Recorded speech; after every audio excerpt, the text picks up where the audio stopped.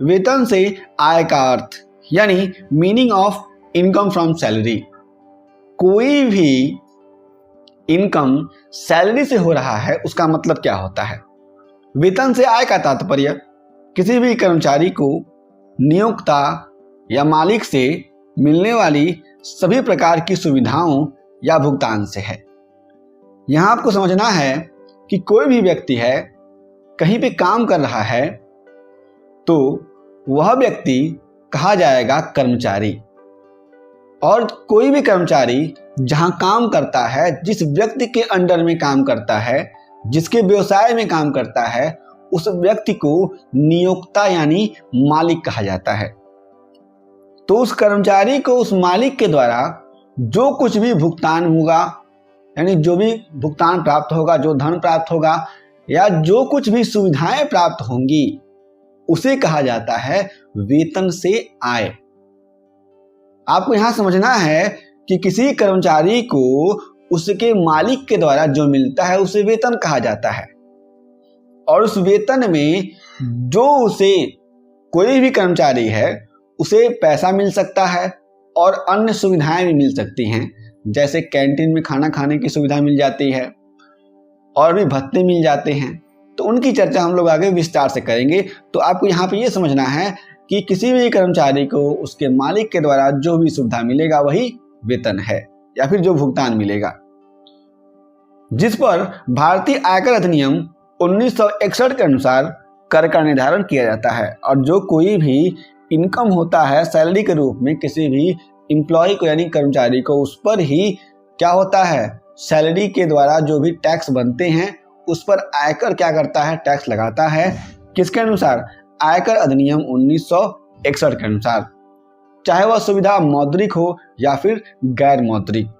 अब वो सुविधा जो किसी भी कर्मचारी को मिलती है वह पैसे के रूप में भी हो सकती है और बिना पैसे के रूप में। एग्जाम्पल देखिएगा, महेश एक चार्टर्ड अकाउंटेंट है यानी सीए है, जो XYZ लिमिटेड में काम करता है। एक कंपनी का नाम है, उस कंपनी में काम करता है महेश। उसके कार्य के बदले किसी भी रूप में जो भी सुविधा या भुगतान उसे XYZ से प्राप्त होगा, XYZ लिमिटेड से प्राप्त होगा, उसे वेतन कहा जाएगा। यानी जो यहाँ पर महेश है वह काम करेगा इस कंपनी में XYZ लिमिटेड में, तो उसके काम करने के बदले में जो भी प्राप्त होगा उसे कहा जाएगा वेतन। इस बात को ध्यान रखना है, कर्मचारी का काम करना बहुत जरूरी, उसके बाद से जो भुगतान प्राप्त होगा उसी को वेतन कहा जाएगा।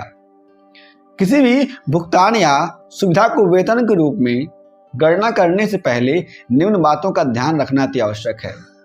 अगर कोई भी भुगतान किसी एम्प्लॉय को मिलता है उसको हम लोग सैलरी तभी मानेंगे जब हम लोग कुछ निम्न बातों का ध्यान रख लेते हैं, यानी वे सारी की सारी शर्तें अप्लाई हो जाती हैं तब। जिसमें पहला है नियोक्ता कर्मचारी संबंध यानी एम्प्लॉयर एम्प्लॉई रिलेशनशिप।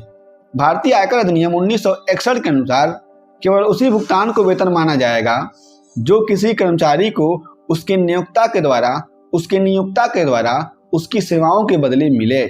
इसी संबंध को नियोक्ता कर्मचारी संबंध कहते हैं। यहाँ पर इनकम टैक्स एक्ट 1961 कहता है कि जो पैसा किसी कर्मचारी को उसके मालिक के द्वारा, उसके नियोक्ता के द्वारा, एम्प्लॉय के द्वारा मिल रहा है, उसके कार्य करने के बदले में उसी को कहा जाएगा वेतन। और ये जो कोई भी एम्प्लॉय कहीं पे काम कर रहा है और उसके बदले में उसको पैसे मिल रहे हैं, इसी को कहा जाता है नियोक्ता कर्मचारी संबंध यानी एम्प्लॉयर एम्प्लॉई रिलेशनशिप। दूसरा है रोजगार पूर्णकालिक, फुल टाइम या अल्पकालिक पार्ट टाइम हो सकता है। अगर कोई भी व्यक्ति कहीं काम कर रहा है तो पार्ट टाइम भी हो सकता है और फुल टाइम भी हो सकता है।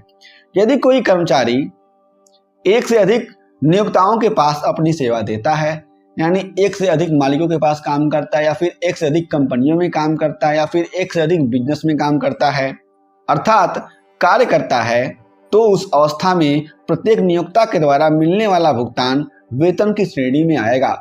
तो उस अवस्था में क्या होगा कि जो भी भुगतान प्राप्त होगा उस व्यक्ति को काम करने के बदले में उसको वेतन मान लिया जाएगा और उस वेतन पर आयकर अधिनियम के प्रावधानों के अनुसार कर लग जाएगा।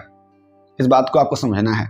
एग्जाम्पल में आप लोग समझेंगे कि एक आदमी है मनीष, और वह व्यक्ति 5 तरह की कंपनियों में काम करता है और उन 5 कंपनियों से उसे 20-20 हजार रुपये मिल जाते हैं मंथली।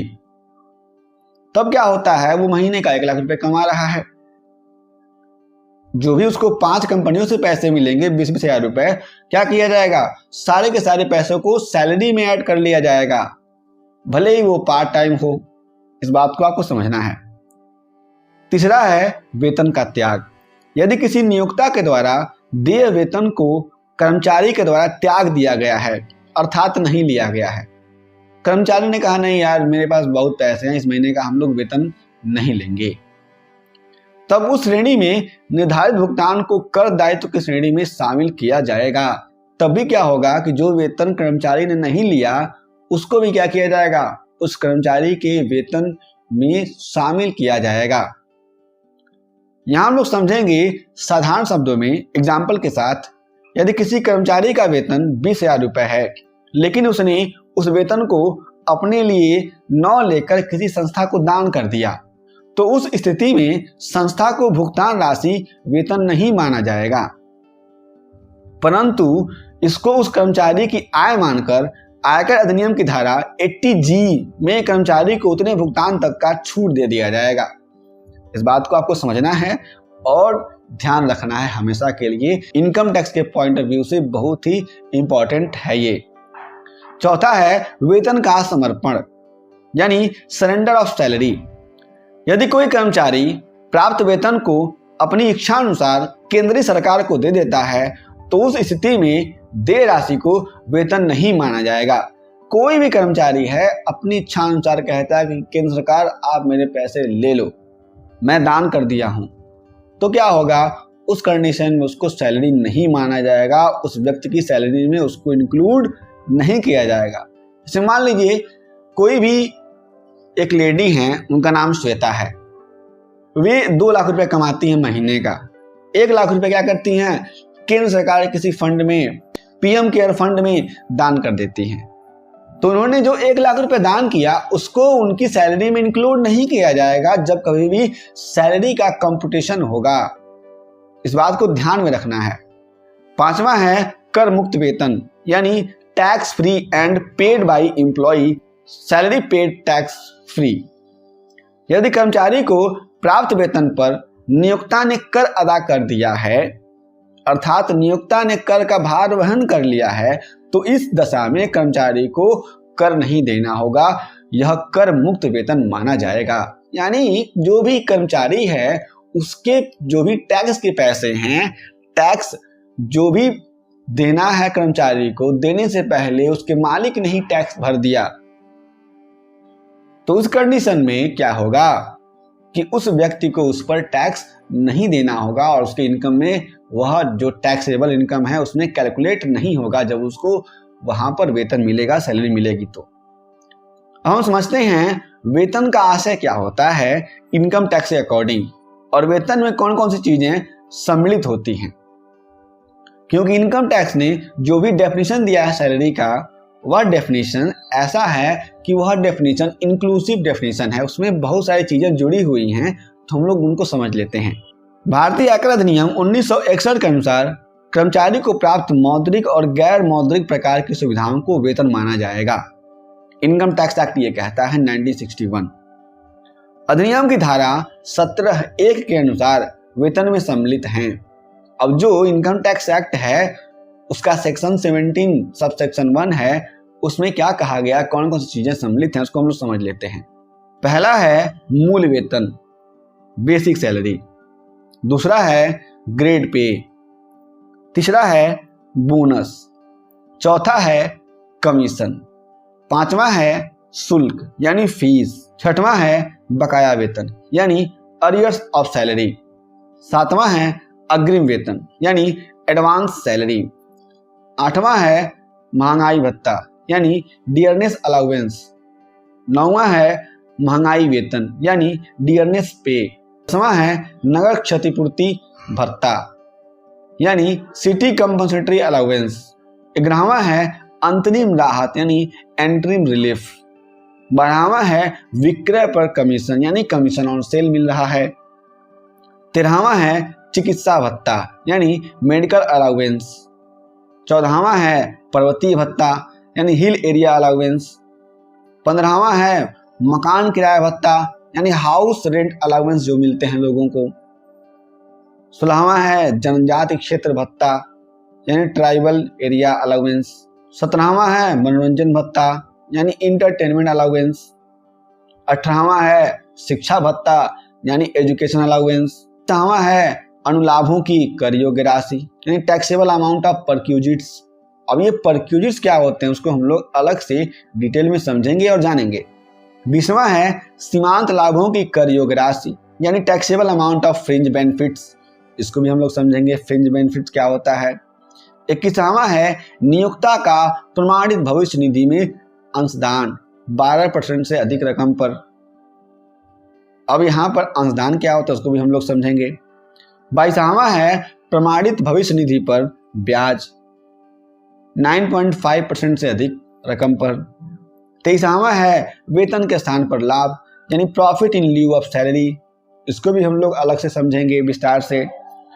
24वां है सेवा के दौरान अर्जित छुट्टियों के संबंध में प्राप्त रकम यानी amount received in respect of encashment of on leave during service, जो भी पैसा किसी व्यक्ति को उसकी छुट्टी के बदले मिलता है हम लोग सम्मिलित करेंगे जब कभी भी इनकम टैक्स का कैलकुलेशन होगा तो। 25वां है अप्रमाणित भविष्य निधि से प्राप्त रकम amount received from unrecognised provident fund. 26वां और अंतिम है कि अवकाश ग्रहण करने के बाद प्राप्त पेंशन यानी पेंशन रिसीव्ड आफ्टर रिटायरमेंट। तो ये सारे के सारे जो भी फिगर हैं इन सारे के सारे फिगर्स को हम लोग क्या करते हैं जब कभी भी सैलरी की बात करते हैं तो इंक्लूड करते हैं। और अंतिम कॉन्सेप्ट है आज के वीडियो का कि वेतन से आय शीर्षक में कर्मचारियों के प्रकार कौन कौन से होते हैं यानी types of employees under head income from salaries. इसमें दो बातें दी गई हैं। पहले वे कर्मचारी जो कर योग्य आय की गणना करते समय किसी सेवा या नौकरी सर्विस में कार्यरत हैं अर्थात वे सेवा से रिटायर नहीं हुए हैं, यानी ऐसे कोई कर्मचारी जो अभी काम कर रहे हैं किसी कंपनी में किसी भी फैक्ट्री में, उनका जो भी किया जाता है कैलकुलेशन, तो ये कैटेगरी इनकी है। दूसरे वे कर्मचारी जिन्होंने नौकरी से या तो अवकाश ग्रहण कर लिया है या तो किसी कारणवश नौकरी छोड़ दिया है या किसी कारणवश उनकी सेवा से छटनी कर दी गई है। तो इस कंडीशन में ये दो तरह के एम्प्लॉय होते हैं। इन्हीं का क्या करना होता है, वेतन कैलकुलेट करना होता है, सैलरी करना होता है कैलकुलेट। तो अब देखते हैं कर योग्य वेतन की गणना कैसे की जाती है। यानी कर योग्य वेतन की गणना, कैलकुलेशन ऑफ टैक्सेबल सैलरी। कर योग्य वेतन वह वेतन है जिस पर कर्मचारी को कर चुकाना पड़ता है। यानी अगर हम लोग बात करते हैं टैक्सेबल सैलरी की, तो टैक्सेबल सैलरी वह सैलरी है जिस पर कर्मचारी को, जिस पर एम्प्लॉयज को टैक्स देना पड़ता है, इनकम टैक्स पे करना पड़ता है। आपको यहाँ पे समझना है कि अगर किसी भी कर्मचारी को जो सैलरी मिलती है उसमें से जो सैलरी का डेफिनेशन है उसमें से कुछ चीज़ें क्या होती हैं, एग्जम्प्टेड होती हैं, जिस पर टैक्स लगता ही नहीं है। तो यहाँ पर जब कभी भी बात की जाएगी कर योग्य वेतन की, तो कर योग्य वेतन में से क्या होगा कि जो चीज़ें टैक्सेबल नहीं हैं उनको माइनस कर दिया जाता है, जो भी डिडक्शन होते हैं उनको माइनस कर दिया जाता है।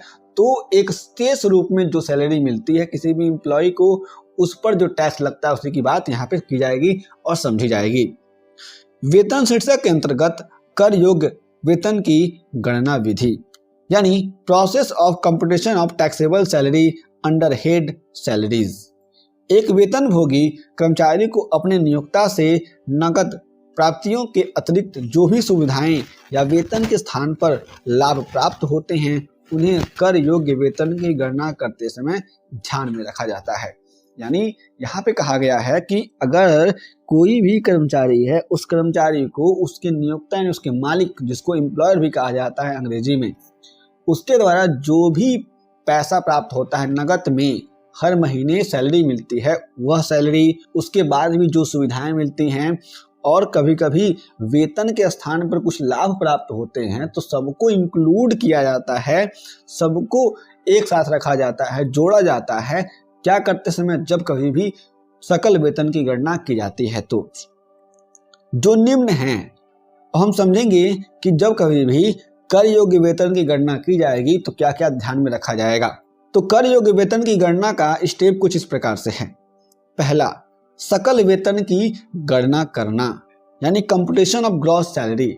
अब ये ग्रॉस सैलरी क्या होती है कि इसमें जितनी भी चीजें आती हैं, जैसे मैंने आपको बताया हुआ है कि वेतन हो गया, वेतन के स्थान पर लाभ हो गया, इसके बाद से कुछ और भी सुविधाएं मिलती हैं, वे सारी की सारी सुविधाओं के फलस्वरूप जितने भी धन होते हैं सबका मूल्यांकन करके इकट्ठा कर लिया जाता है और उनका कैलकुलेशन कर लिया जाता है। तो जब सबका कैलकुलेशन कर लिया जाएगा उसी को कहा जाता है सकल वेतन की गणना करना। अब दूसरा है सकल वेतन में से कटौतियां घटाना, यानी deduction out of gross salaries. जो ग्रॉस सैलरी प्राप्त होती है उस ग्रॉस सैलरी में से जो भी कटौतियां प्राप्त होती हैं, जो कटौतियां होती हैं कि जो कटौतियां मिलेंगी किसको? एम्प्लॉय को उसकी सैलरी के लिए, उन कटौतियों को माइनस किया जाता है। जैसे आपको मालूम होगा सेक्शन 80C से लेकर के सेक्शन 80U तक की जितनी भी कटौतियां हैं जो इनकम टैक्स एक्ट के चैप्टर 6A में आता है, उसके अनुसार जितनी भी कटौतियां होती हैं सारी की सारी कटौतियां माइनस कर दी जाती हैं, डिडक्ट कर दी जाती हैं, जिसका वीडियो मैंने पहले ही बनाया हुआ है। आप लोग जाकर के सारे के सारे कटौतियों के बारे में समझ लीजिए, पढ़ लीजिए हमारे इनकम टैक्स के प्लेलिस्ट में जाकर के। अगला है तीसरा, यानी कर योग्य वेतन की गणना करना, कंप्यूटेशन ऑफ टैक्सेबल सैलरी। उसके बाद से क्या करेंगे हम लोग? जब सकल वेतन में से कटौतियां माइनस कर देंगे और उसके साथ साथ कुछ और भी हम लोग ऐड कर देंगे। हम लोग जब पढ़ेंगे न्यूमेरिकल तो आपको मैं समझा दूंगा। तो उसके बाद से जो वेतन हमारे पास आता है वह होता है कर योग्य वेतन, उसी पर टैक्स लग जाता है और वह जो टैक्स लगता है वह इनकम टैक्स के अनुसार जो भी स्लैब दिए होते हैं फाइनेंस एक्ट में, उसी के अनुसार क्या होता है? टैक्स लग जाता है। फाइनेंस एक्ट क्या होता है इसको भी मैंने पढ़ाया हुआ है, आप लोग जाकर के प्लेलिस्ट में देख सकते हैं, सारे के सारे वीडियोस इनकम टैक्स से पड़े हुए हैं। हम बात करते हैं कि सकल वेतन की गणना की जाती है तो इसमें कौन कौन सी चीजें आती हैं। पहला है वेतन यानी सैलरी, दूसरा है भत्ता यानी अलाउंस, तीसरा है अनुलाभ यानी परक्यूजिट्स और चौथा है वेतन के स्थान पर लाभ। ये सारी की सारी चीजें आती हैं सकल वेतन में और इन सारी की सारी चीजों के मैंने वीडियोस अलग से बना के दे दिए हैं, आप लोग उसको जाकर के डिटेल में देख लीजिए, पढ़ लीजिए, नोट्स बना लीजिए और एग्जाम में अच्छा नंबर लेके आइए।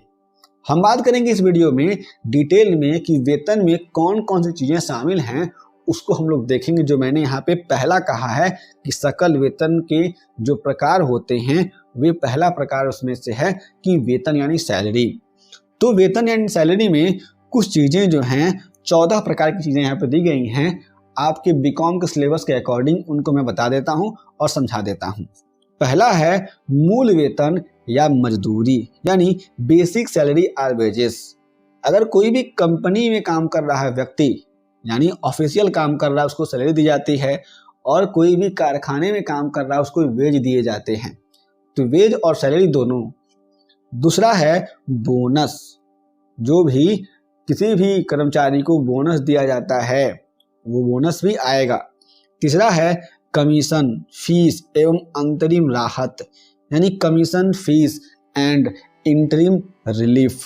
चौथा है अधिसमय भुगतान यानी ओवर टाइम पेमेंट्स। पांचवा है वार्षिकी यानी एन्युटी। छठवां है अग्रिम तथा अवशिष्ट वेतन यानी advance salary and arrears of salary. सातवां है कर्मचारी के प्रमाणित प्रोविडेंट फंड में वार्षिक वृद्धि यानी annual accretion in employees recognised provident fund. आठवां यहाँ पर है हस्तांतरित शेष का कर योग्य अंश यानी taxable part of transferred balance. नौवां है 80CCD के अंतर्गत केंद्रीय सरकार द्वारा गत वर्ष में अनुसूचित पेंशन योजना के अंतर्गत कर्मचारी के खाते में दिया गया अंशदान यानी contribution made by the central government in the previous year to the account of an employee under notified pension scheme referred to in section 80 CCD। और 10वां है कर्मचारी द्वारा न ली गई छुट्टियों के बदले में प्राप्त राशि, यानी इनकैशमेंट ऑफ ऑन लीव्ड। 11वां है ग्रेचुटी या अनुग्रह राशि, यानी ग्रेचुटी कहा जाता है जिसको अंग्रेजी में। 12वां है पेंशन।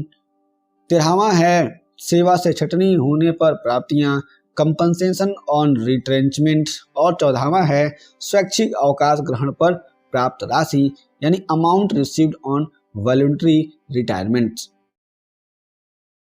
सबसे पहले हम लोग देखते हैं कि भत्ता का मीनिंग क्या होता है, यानी भत्ते का आशय, यानी मीनिंग ऑफ अलाउंस। वेतन के अतिरिक्त नियोक्ता या मालिक के द्वारा कर्मचारी को हर महीने किए जाने वाले भुगतान को भत्ता कहा जाता है। हम लोगों ने समझा कि वेतन क्या होता है। जो मूल वेतन था, किसी व्यक्ति को कैश में मिल रहा है, उसके अलावा कोई भी व्यक्ति अपने जो भी मालिक हैं, जो भी नियोक्ता है, उसके द्वारा क्या प्राप्त करता है, उसी को कहा जाता है भत्ता, यानी अलाउंस। एक नियोक्ता अपने कर्मचारियों को अपने व्यवसाय के नियमानुसार कुछ विशेष खर्चों की पूर्ति हेतु भत्ता देता है। कर्मचारी के वे खर्चे जिस पर नियोक्ता के द्वारा भत्ता दिया जाता है, वे खर्चे उसके व्यक्तिगत खर्चे भी हो सकते हैं और अथवा अपनी सेवा या नौकरी या कर्तव्यों, ड्यूटी के पालन से संबंधित हो सकते हैं। यहाँ पे आपको समझना है कि जो भी एम्प्लॉयर के द्वारा अपने एम्प्लॉय को भत्ते के रूप में दिया जा रहा है, वह एम्प्लॉय का यानी कर्मचारी का व्यक्तिगत भी हो सकता है, व्यक्तिगत खर्चा भी हो सकता है। लेकिन यहाँ पर समझने वाली बात है, और इसके साथ साथ उसके कार्य से भी जुड़ा हुआ हो सकता है, जो कार्य वह कंपनी में, किसी बिजनेस में कर रहा है। भत्ते की राशि वेतन का ही अंग है। यहाँ पे आपको समझना है कि जो भी भत्ते की राशि है, जब वेतन का कैलकुलेशन होगा तो उसमें इसको शामिल कर लिया जाता है, इंक्लूड कर लिया जाता है। जब कभी आयकर अधिनियम के प्रावधानों के अनुसार वेतन की गणना की जाती है तो भत्ते को भी शामिल किया जाता है। ये बात आपको समझना है। जब कभी भी आप लोग इनकम टैक्स का करेंगे कैलकुलेशन, तो आप लोग भत्ते को भी उसमें शामिल करेंगे। अब मैं जब आपको व्हाइट बोर्ड पे समझाऊंगा इसके इंडिविजुअल्स को, तो मैं आपको कैलकुलेशन करके दिखाऊंगा, समझाऊंगा और बताऊंगा। भत्ते के प्रकार यानी टाइप्स ऑफ अलाउंस। अब भत्ते कितने प्रकार के होते हैं इसको समझ लेते हैं। पहला है पूर्णतया कर मुक्त भत्ते, यानी फुल्ली एग्जम्प्टेड अलाउंस। दूसरा है आंशिक कर मुक्त भत्ते, यानी पार्शियल एग्जम्प्टेड अलाउंस। और तीसरा है पूर्णतया कर योग्य भत्ते, यानी फुल्ली टैक्सेबल अलाउंस। हम लोग समझते हैं पहले कि पूर्णतया कर मुक्त भत्ते कौन कौन से होते हैं और क्या होते हैं।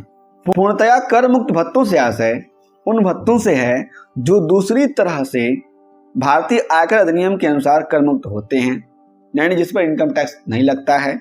इन भत्तों को कर्मचारी का सकल वेतन आय गणना के समय सकल आय में शामिल नहीं किया जाता है। जब कभी भी ग्रॉस सैलरी का कंप्यूटेशन होता है तो उसमें इसको इंक्लूड नहीं किया जाता, शामिल नहीं किया जाता है।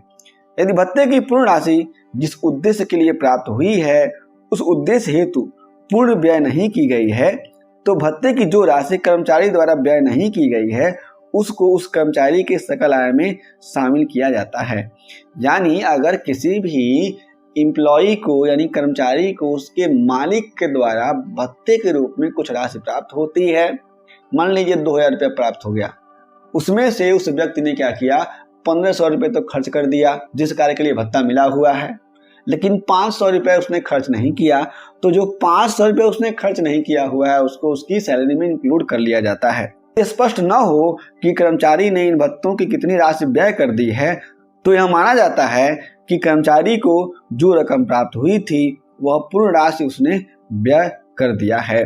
तो यहाँ पर आपको समझना है कि अगर नहीं मालूम चल पाता है कि किसी भी कर्मचारी ने कितने पैसे व्यय कर दिए हैं, तो ये देखना है कि जितने भी पैसे भत्ते के रूप में मिले हुए हैं मालिक के द्वारा कर्मचारी को, नियोक्ता के द्वारा कर्मचारी को, यानी एम्प्लॉयर के द्वारा एम्प्लॉय को, उन सारे के सारे पैसों को उसने खर्च कर दिया हुआ है। पूर्णतया कर मुक्त भत्तों में निम्न भत्तों को शामिल किया जाता है। फुल्ली एग्जम्प्टेड अलाउंस होते हैं, उसमें कुछ भत्ते उनको शामिल किया जाता है, उसके नाम हम लोग जान लेते हैं। पहला है विदेशी या ओवरसीज भत्ता, फॉरेन और ओवरसीज अलाउंस। यह भत्ता भारत सरकार द्वारा भारतीय नागरिक कर्मचारियों को भारत के बाहर सेवा करने हेतु दिया जाता है। दूसरा है कर्तव्य पालन में हुए व्ययों की पूर्ति हेतु विशेष भत्ता, यानी special allowance for reimbursement of expenses spend for official duty. कोई भी कर्मचारी अपने बिजनेस के कार्य के लिए जहाँ पे काम करता है उसके लिए कोई खर्चा करता है तो वो भी क्या होता है, फुली एग्जेम्प्टेड होता है। ये भत्ते कर्मचारी द्वारा वास्तव में व्यय की गई राशि तक कर मुक्त होंगे, शेष खर्च न की हुई राशि कर योग्य होगी। इस प्रकार के भत्ते केंद्रीय सरकार द्वारा अधिसूचित होने चाहिए। आयकर अधिनियम की धारा 10(14)(1) के अनुसार कर्तव्य पालन में हुए व्ययों की पूर्ति हेतु विशेष भत्ते निम्न प्रकार के होते हैं। जो भी कर्तव्य पालन में यानी ड्यूटी के दौरान जो भी भत्ते मिलते हैं वे कुछ ऐसे हैं। पहला है यात्रा भत्ता यानी ट्रैवलिंग अलाउंस। दूसरा है दैनिक भत्ता यानी डेली अलाउंस। तीसरा है सहायक भत्ता यानी हेल्पर अलाउंस। चौथा है विद्योपार्जन भत्ता यानी एकेडमिक अलाउंस। पांचवा है वर्दी भत्ता यानी यूनिफॉर्म अलाउंस। छठवां है उच्च एवं सर्वोच्च न्यायालय के न्यायाधीशों का भत्ता यानी allowance to high court and supreme court जजेस। अगला है संयुक्त राष्ट्र संघ से प्राप्त भत्ते यानी अलाउंस रिसीव्ड फ्रॉम यूएनओ। अब हम बात करते हैं दूसरे की यानी आंशिक कर मुक्त भत्ते की यानी पार्शियल एग्जेम्प्टेड अलाउंस की। आंशिक कर मुक्त भत्तों से आशय उन भत्तों से है जिन पर आंशिक रूप से कर लगता है तथा आंशिक रूप से वे भत्ते कर मुक्त होते हैं। इस बात को समझेंगे, यानी कुछ हिस्सा कर मुक्त है और कुछ हिस्से पर कर यानी टैक्स लग जाता है। आंशिक कर भत्तों को कर योग्य भत्ते भी कहा जाता है। हम लोग समझेंगे यानी पार्शली टैक्सेबल अलाउंस भी कहा जाता है। हम लोग समझेंगे कि अगर जो भी आंशिक रूप से जो हिस्सा कर योग्य होता है उसको हम लोग कर योग्य भत्ता भी कहते हैं। कुछ शर्तों के पूरा होने पर ये भत्ते पूर्ण या आंशिक रूप से कर मुक्त भत्ते हो जाते हैं। जो यहाँ पे भत्ते हम लोग पढ़ेंगे अभी। इन भत्तों में निम्न भत्तों को शामिल किया जाता है। अगर हम लोग इसमें जो भी अलाउंस होते हैं उनका नाम अगर जानना चाहें तो वे नाम इस प्रकार से हैं। पहला है मकान किराया भत्ता, किसी भी कर्मचारी को जो प्राप्त होता है यानी हाउस रेंट अलाउंस। दूसरा है मनोरंजन या सत्कार भत्ता, एंटरटेनमेंट अलाउंस। तीसरा है यातायात भत्ता यानी ट्रांसपोर्ट अलाउंस। चौथा है भूमिगत भत्ता यानी अंडरग्राउंड अलाउंस। पांचवा है शिक्षा भत्ता यानी एजुकेशन अलाउंस। छठवां है छात्रावास या हॉस्टल भत्ता यानी हॉस्टल अलाउंस। सातवां है परिवहन संस्था में कार्यरत कर्मचारियों को विशेष भत्ता यानी special allowance to employees of transport agencies. अगला है जनजाति क्षेत्र भत्ता ट्राइबल एरिया अलाउंस। अब हम बात करते हैं तीसरे की यानी पूर्णतया कर योग्य भत्ते। वे कौन कौन से भत्ते होते हैं जो पूर्णतया कर योग्य होते हैं जिन पर टैक्स लग जाता है। तो ये बात होती है टैक्स लगने की। हम लोग करेंगे जो बातें। इसमें कुछ भत्ते इस प्रकार से हैं, उनके नाम मैं बता देना चाहता हूं। यहाँ पे आप लोग समझेंगे कि ऐसे भत्ते जिन पर पूर्ण रूप से टैक्स लग जाता है उन्हें कहा जाता है कर योग्य भत्ते। उस पर जब हम लोग कभी भी उनको क्या होता है, उनको इनकम फ्रॉम सैलरी में शामिल किया जाता है और उस पर टैक्स लग जाता है। यहाँ पे कुछ नाम है उसको मैं बता देता हूँ। पहला है महंगाई भत्ता यानी डियरनेस अलाउंस। दूसरा है महंगाई वेतन यानी डियरनेस पे। तीसरा है अतिरिक्त महंगाई भत्ता यानी एडिशनल डियरनेस अलाउंस। चौथा है नगर क्षतिपूर्ति भत्ता यानी सिटी कंपनसेटरी अलाउंस। पांचवा है ग्रामीण भत्ता यानी रूरल अलाउंस। छठवां है प्रैक्टिस न करने का भत्ता यानी नॉन प्रैक्टिसिंग अलाउंस। सातवां है चिकित्सा भत्ता यानी मेडिकल अलाउंस। आठवां है नौकर भत्ता यानी सर्वेंट अलाउंस। नौवां है प्राणुशासक भत्ता यानी प्रॉक्टर अलाउंस। 10वां है वार्डन भत्ता यानी वार्डनशिप अलाउंस। 11वां है टिफिन भत्ता यानी टिफिन अलाउंस। 12वां है कुत्ता भत्ता यानी डॉग अलाउंस, जो डॉग प्रोवाइड किए जाते हैं। अधिसमय भत्ता यानी ओवर टाइम अलाउंस। फिर है प्रतिनियुक्ति भत्ता यानी डेपुटेशन अलाउंस। अगला है रात्रि भत्ता यानी नाइट अलाउंस। और अंतिम में जो भी अन्य कर योग्य भत्ते होते हैं उनकी बात की जाती है, यानी अदर टैक्सेबल अलाउंस जो होते हैं। तो पहले हम लोग शुरू करते हैं और जानते हैं कि अनुलाभ होता क्या है, यानी परक्यूजिट्स का मीनिंग क्या होता है। अनुलाभ से आशय वेतन या वेतन के अतिरिक्त किसी कार्यालय या पद से जुड़े किसी लाभ से है।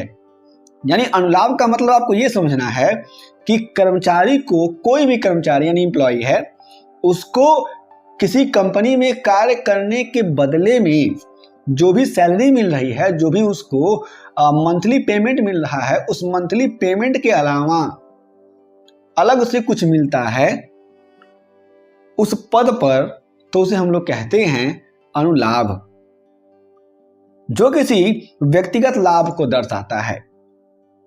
जो भी एम्प्लॉय है उसके व्यक्तिगत लाभ को दर्शाता है। इस अनुलाभ से उस व्यक्ति को व्यक्तिगत लाभ हो रहा है।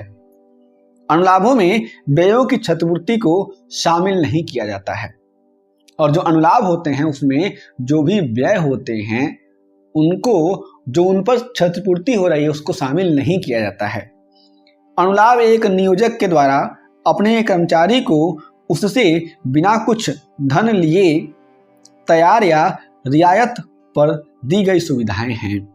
यानी अनुलाभ एक ऐसी सुविधा है जो एम्प्लॉयर के द्वारा, यानी मालिक के द्वारा, जिसको नियोक्ता भी कहते हैं, तो नियोक्ता के द्वारा अपने जो भी कर्मचारी हैं उन कर्मचारियों को बिना कुछ लिए या फिर रियायत पर दिया जाता है। यदि कर्मचारी इन सुविधाओं को नहीं लेता है तो उसे इसके लिए मुद्रा में भुगतान नहीं किया जाएगा। यहाँ पे आपको समझना है कि अगर कोई भी कर्मचारी है अनुलाभ नहीं लेता है तो उसे कंपनी में किसी भी तरीके से, तो उसे बिजनेस यानी जो नियोक्ता है किसी भी तरीके से पेमेंट नहीं करेगा मनी के फॉर्म में। हम बात समझते हैं कि अनुलाभ के लक्षण या विशेषताएं कौन कौन सी होती हैं। किसी भी एम्प्लॉय को जो भी परक्यूजिट्स मिल रहा है उसकी जो भी विशेषताएं हैं वे क्या हो सकती हैं, उसको हम लोग समझ लेते हैं। पहला है अनुलाभ वेतन का अंग होता है। मतलब ये हुआ कि जब कभी भी वेतन का कैलकुलेशन यानी सैलरी का कैलकुलेशन होगा तो अनुलाभ को यानी परक्यूजिट्स को शामिल किया जाता है उसमें।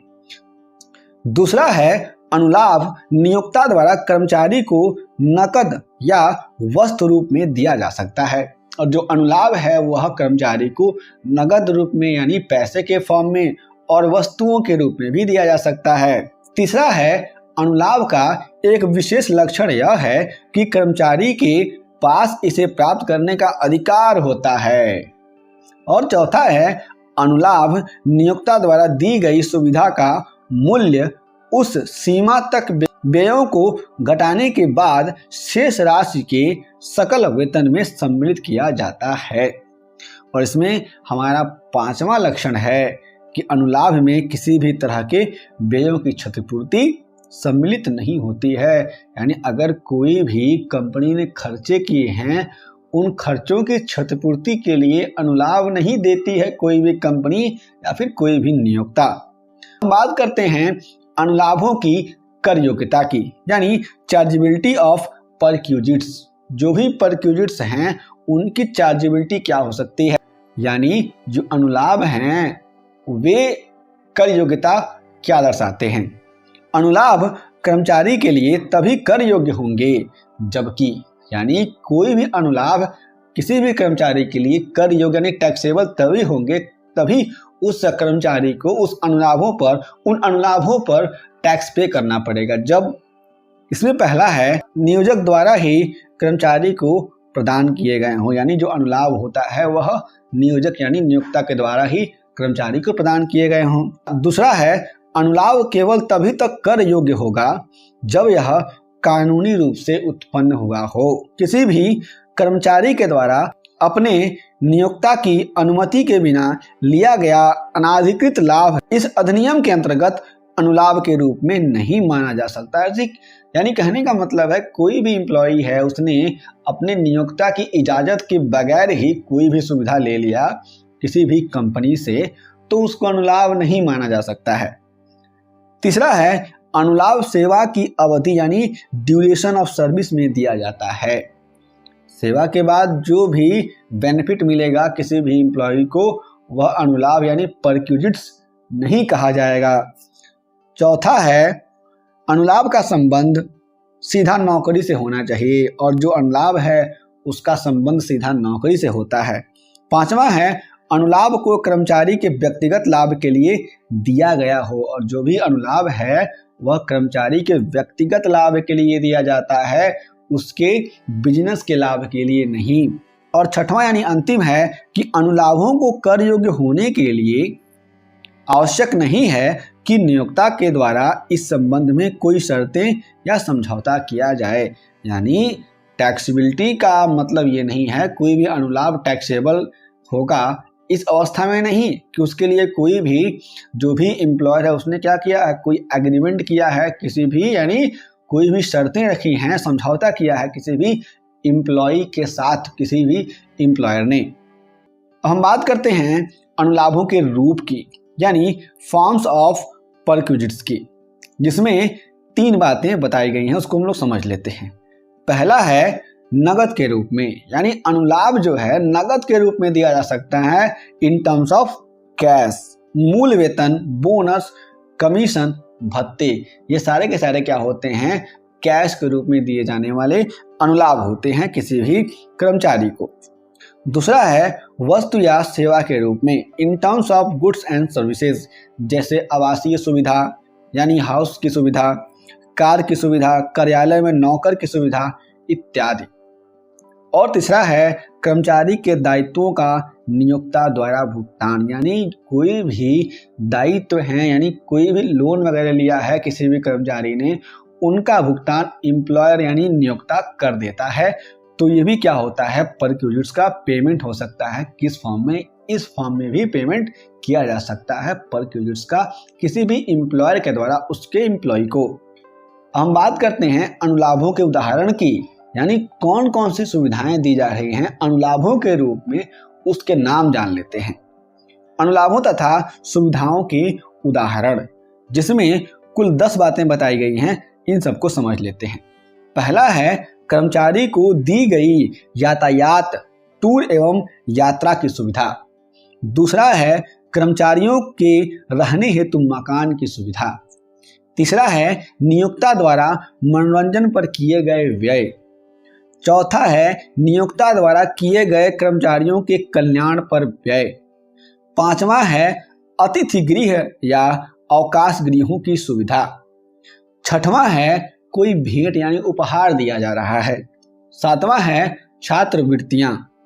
और आठवां है मुफ्त भोजन जो दिया जा रहा है एम्प्लॉयर के द्वारा एम्प्लॉय को कैंटीन की सुविधा के रूप में। नौवां है स्वास्थ्य क्लब सुविधाएं जो दी जाती हैं एम्प्लॉय को एम्प्लॉयर के द्वारा। और 10वां यानी अंतिम है उत्सव व समारोह मनाने की सुविधा इत्यादि। तो ये सारी की सारी सुविधाएं दी जाती हैं परक्विजिट्स यानी अनुलाभ के रूप में किसी भी एम्प्लॉयर के द्वारा उसके एम्प्लॉय को।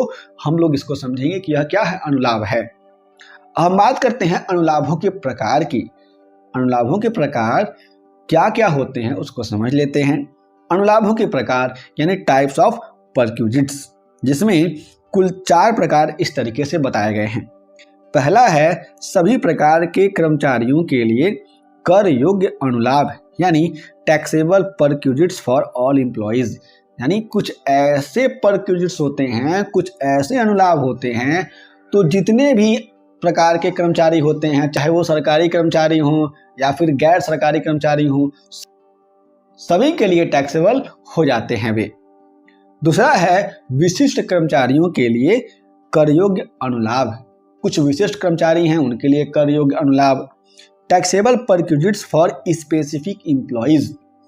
और तीसरा है सभी कर्मचारियों के लिए कर मुक्त अनुलाभ यानी non taxable perquisites for all employees, यानी जितने भी तरह के एम्प्लॉयज हैं उनके लिए कुछ ऐसे अनुलाभ भी हैं जिन पर टैक्स लगता ही नहीं है। और चौथा है सीमांत या अतिरिक्त लाभ यानी फ्रिंज बेनिफिट्स।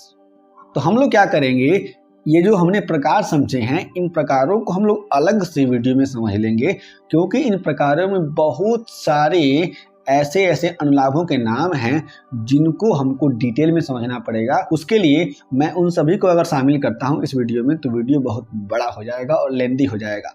तो अनुलाभों के प्रकार के वीडियोस हम लोग एक अलग से देख लेंगे और समझ लेंगे कि अनुलाभों के प्रकार कौन कौन से होते हैं। हम समझते हैं कि ग्रेच्युटी का मतलब क्या होता है। ग्रेच्युटी का आशय एक स्वैच्छिक या एक मुश्त भुगतान से है जो एक नियोक्ता द्वारा अपने कर्मचारियों को उसके अवकाश ग्रहण करने पर उसके द्वारा प्रदान की गई सेवाओं की सराहना या सेवाओं के प्रतिफल में प्रदान किया जाता है। यानी ग्रेच्युटी एक ऐसी राशि है, एक ऐसा अमाउंट ऑफ मनी है जिसको नियोक्ता के द्वारा यानी एम्प्लॉयर कहते हैं तो मालिक के द्वारा, तो उस मालिक के द्वारा अपने कर्मचारी को सेवा के बाद से यानी अगर वह अवकाश ग्रहण कर लेता है, रिटायर हो जाता है या फिर निकल जाता है सेवा से, तो उसको जो मिलता है एक मुश्त रकम, उसी एक मुश्त रकम को यहाँ पर कहा जाता है ग्रेच्युटी। और यह ग्रेच्युटी उसने जो सेवाएं दी हैं उस सेवाओं के सराहना के रूप में दिया जाता है। यदि किसी कर्मचारी की सेवा काल के दौरान मृत्यु हो जाती है तो उसके उत्तराधिकारी को नियोक्ता से ग्रेच्युटी की धनराशि प्राप्त होती है। यहाँ पे आपको समझना है कि अगर कोई कर्मचारी है वह मर जाता है तो उसका जो उत्तराधिकारी है उसको पैसा मिलेगा ग्रेच्युटी का। इसे मृत्यु तथा अवकाश ग्रहण करने पर ग्रेच्युटी यानी डेथ कम रिटायरमेंट ग्रेच्युटी भी कहते हैं। अब देखते हैं कि ग्रेच्युटी की धनराशि क्या हो सकती है। इसमें पहला है कर्मचारी द्वारा स्वयं अपने अवकाश ग्रहण पर प्राप्त की जाती है अथवा कर्मचारी की मृत्यु होने पर उसके वैध उत्तराधिकारी यानी लीगल हेयर द्वारा प्राप्त की जाती है। ऐसी प्राप्त ग्रेच्युटी की राशि का कुछ भाग कर मुक्त होता है तथा शेष भाग कर योग्य। कर्मचारी द्वारा प्राप्त की गई ग्रेच्युटी की राशि वेतन शीर्षक के अंतर्गत कर योग्य होती है, जबकि कर्मचारी के उत्तराधिकारियों द्वारा प्राप्त राशि अन्य साधनों से आय शीर्षक में कर योग्य होती है। यहाँ पे दो बातें कही गई हैं कि जो भी ग्रेच्युटी की धनराशि होगी उसमें से कुछ पैसा टैक्सेबल होगा और कुछ पैसा नॉन टैक्सेबल हो जाएगा, यानी कर मुक्त हो जाएगा, वहां पर एग्जेम्पशन मिल जाएगा टैक्स से। और दूसरा है कि अगर यहाँ पे कहा गया है कि अगर किसी भी कर्मचारी को ग्रेच्युटी का पैसा मिलेगा तो सैलरी हेड में जाएगा टैक्सेबल होने के लिए, और अगर उसके उत्तराधिकारी को मिलेगा तो वहां पर उत्तराधिकारी के जो भी इनकम टैक्स फाइलिंग होगी उसमें उसके इनकम फ्रॉम अदर सोर्सेस में इसका हो जाएगा कैलकुलेशन। कर योग्य ग्रेच्युटी की गणना के उद्देश्य से कर्मचारियों को निम्न दो श्रेणियों में बांटा जा सकता है। यानी अगर ग्रेच्युटी का कैलकुलेशन होता है तो जो भी कर्मचारी होते हैं उनकी दो श्रेणियां कर दी जाती हैं। पहला होता है सरकारी या शासकीय तथा स्थानीय सत्ता के कर्मचारी यानी government employees and employees of local authorities. दूसरा है गैर सरकारी या अशासकीय कर्मचारी यानी नॉन गवर्नमेंट एम्प्लॉइज जो होते हैं, जो भी प्राइवेट सेक्टर के होते हैं उनकी बात की जाती है। सबसे पहले हम लोग समझते हैं सरकारी या शासकीय तथा स्थानीय सत्ता के कर्मचारियों के बारे में, यानी government employees and employees of local authority के बारे में। उनकी ग्रेच्युटी कैसे कैलकुलेट की जाती है, क्या होता है उनके संबंध में ग्रेच्युटी। केंद्र सरकार के कर्मचारी, राज्य सरकार के कर्मचारी तथा स्थानीय सत्ता के कर्मचारी इस श्रेणी में आते हैं, लेकिन इनमें वैधानिक निगम के कर्मचारी नहीं आते हैं। इनके द्वारा प्राप्त ग्रेच्युटी की संपूर्ण राशि तथा अथवा इनके उत्तराधिकारी द्वारा प्राप्त ग्रेच्युटी की संपूर्ण राशि कर मुक्त होती है। यानी इस केस में जो राशि प्राप्त होगी सारा का सारा कर मुक्त हो जाएगा। अर्थात ऐसे कर्मचारी द्वारा प्राप्त ग्रेच्युटी का कोई भी भाग न तो उसके वेतन शीर्षक में जोड़ा जाएगा और न ही कर्मचारी की मृत्यु पर उसके उत्तराधिकारी को प्राप्त ग्रेच्युटी की राशि का भाग अन्य साधनों से आय में शीर्षक में अन्य साधनों से आय शीर्षक में जोड़ा जाएगा। तो बात को आपको समझना है कि अगर कोई भी व्यक्ति है, सरकारी व्यक्ति है, सरकारी कर्मचारी है, तो उसको जो भी ग्रेच्युटी मिलनी है एक मुश्त, उसके लिए किसी भी तरीके से टैक्सेबल नहीं होगा और न ही उसके मरने के बाद से उस व्यक्ति के जो भी उत्तराधिकारी हैं उनके लिए टैक्सेबल होगा। यदि शासकीय कर्मचारियों की सेवाएं अन्य किसी संस्था को उधार दे दी जाती हैं तो भी सरकार से प्राप्त व्यक्ति की जो भी ग्रेच्युटी की राशि है पूर्णतः कर मुक्त होगी। हम बात करते हैं गैर सरकारी या अशासकीय कर्मचारी के बारे में, यानी नॉन गवर्नमेंट एम्प्लॉयज के बारे में। गैर सरकारी या अशासकीय कर्मचारियों को प्राप्त ग्रेच्युटी की राशि कर्मचारी को एक निर्धारित सीमा तक कैसे छूट प्राप्त होगी, इन कर्मचारियों को 2 वर्गों में रखकर कर मुक्त की राशि के नियमों का अध्ययन किया जा सकता है। इस बात को आपको समझना है। इसमें पहला वर्ग है कि ऐसे गैर सरकारी कर्मचारी जिन्हें ग्रेच्युटी भुगतान अधिनियम 1972 के अंतर्गत होता है, अर्थात जो इस नियम के अंतर्गत आते हैं। इस अधिनियम के अंतर्गत सरकारी कारखानों एवं सरकारी कारखाना तथा प्राइवेट कारखानों, बागानों, खानों, तेल क्षेत्रों, बंदरगाहों तथा रेल कंपनियों में कार्य कर रहे कर्मचारी आते हैं। इसके अंतर्गत ऐसी दुकानों तथा प्रतिष्ठानों में कार्यरत कर्मचारी भी आते हैं जो एक वर्ष में किसी दिन भी 10 या 10 से अधिक कर्मचारी सेवा में रहे हैं अथवा रहे थे। यानी ऐसी कोई संस्था है जिन संस्थाओं के बारे में बताया गया, तेल खदानों, बागानों और जो भी प्राइवेट कारखाने हैं, सरकारी कारखाने हैं, तो इन सारे के सारे कारखानों और रेलवेज में भी जो कर्मचारी कार्य कर रहे होते हैं तो उनके बारे में कहा गया है। ग्रेच्युटी की कर मुक्त राशि यानी एग्जेम्प्टेड ग्रेच्युटी की वह राशि कर मुक्त होगी जो निम्न 3 राशियों में से सबसे कम होगी तथा शेष राशि कर्मचारी के वेतन से आय में सम्मिलित होगी। यानी जो भी कर मुक्त हो जाएगा वह कर मुक्त हो जाएगा और जो बच जाएगा उसको इनकम फ्रॉम सैलरी में टैक्सेबल कर दिया जाता है। पहला है वार्षिक प्राप्त ग्रेच्युटी की राशि, या दूसरा है नौकरी के प्रत्येक संपूर्ण वर्ष की सेवा के लिए 15 दिनों का वेतन, या मौसमी संस्थाओं में कार्यरत कर्मचारियों के लिए 7 दिन की मजदूरी यानी 15 दिन का स्थान पर ली जाएगी और इसमें 6 माह या अधिक को पूरा वर्ष मान लेंगे तथा सबसे अधिक माह के प्राप्त वेतन को लेंगे। अब तीसरा है अधिकतम 20 लाख रुपए। यहाँ पर इन तीनों में से जो कम होगा उसी को जो भी कर मुक्त ग्रेच्युटी है माना जाएगा, उसके बाद से जो ज़्यादा होगा उसको टैक्सेबल कर दिया जाता है। इस कैलकुलेशन को जो हम लोग क्वेश्चन सॉल्व करेंगे तो उसमें हम लोग बहुत ही डिटेल में बढ़िया से समझ लेंगे इस बात को। ग्रेच्युटी के लिए वेतन का आशय, पहला है वेतन इज इक्वल टू अंतिम माह का वेतन प्लस महंगाई वेतन प्लस महंगाई भत्ता, यानी सेवा शर्तों के अंतर्गत हो या नहीं। दूसरा है कमीशन, फीस, बोनस, मकान किराया भत्ता या अन्य किसी भत्ते को वेतन में शामिल नहीं किया जाता। और तीसरा है 1 माह को 26 दिन माना जाएगा और चौथा है 15 दिन के वेतन की गणना की जाती है। तो इसी कैलकुलेशन के बेस पर हम लोग देखते हैं किस तरीके से ग्रेच्युटी कैलकुलेट किया जाता है किसी भी वेतन के लिए। अंतिम माह का वेतन महंगाई भत्ता इंटू 15 डिवाइड बाई 26 ये फॉर्मूला हो जाता है। और पांचवा है यदि कोई कर्मचारी ठेका पद्धति यानी पीस रेट से मजदूरी या वेतन प्राप्त करता है, इसके अवकाश ग्रहण या मृत्यु के ठीक पूर्व के 3 माह के वेतन मजदूरी का औसत लिया जाएगा। 15 दिन के वेतन की गणना इस तरीके से हो जाती है। अंतिम 3 माह की मासिक औसत वेतन या मजदूरी इंटू 100/26 यहाँ पर यह फॉर्मूला हो जाता है।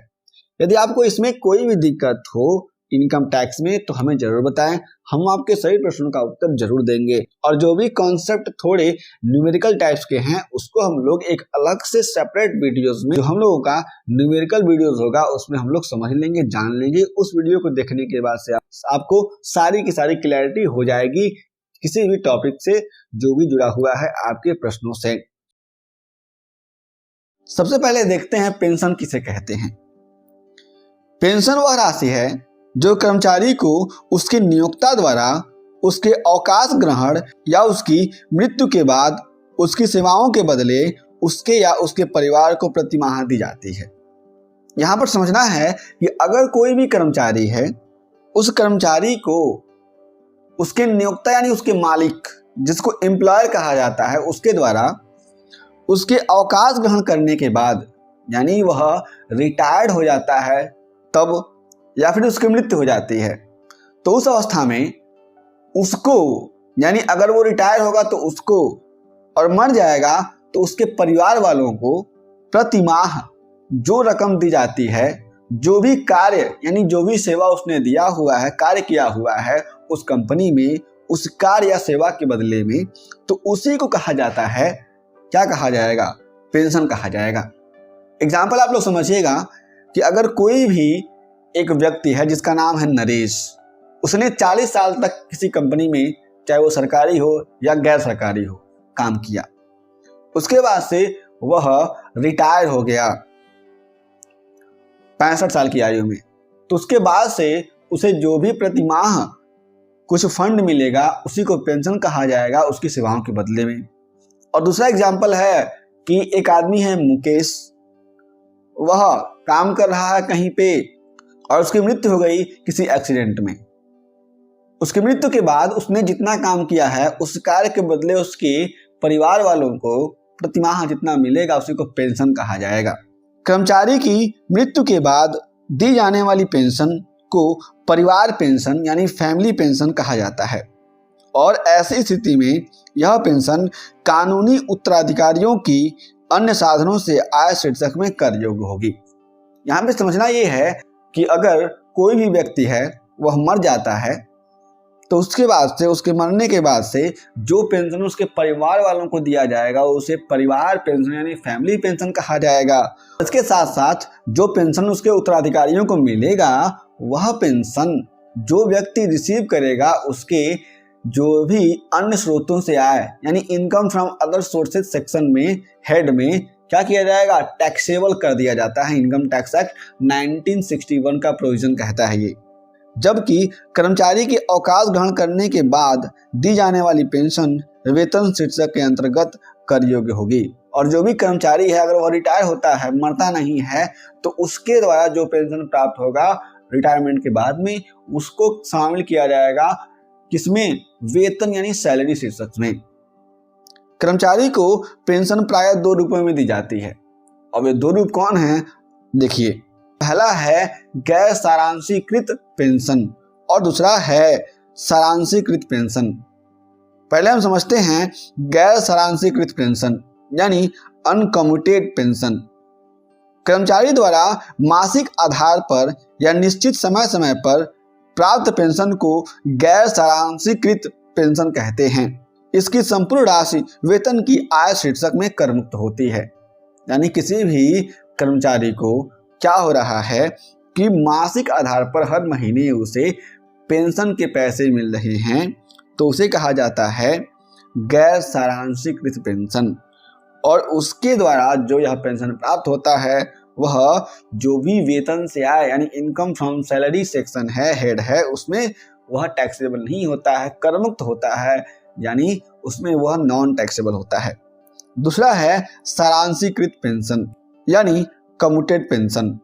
कुछ नियोक्ता कर्मचारियों को पेंशन एक मुश्त में प्रदान कर देते हैं। एक मुश्त प्राप्त पेंशन को सारांशीकृत मूल्य या नगद मूल्य भी कहा जाता है।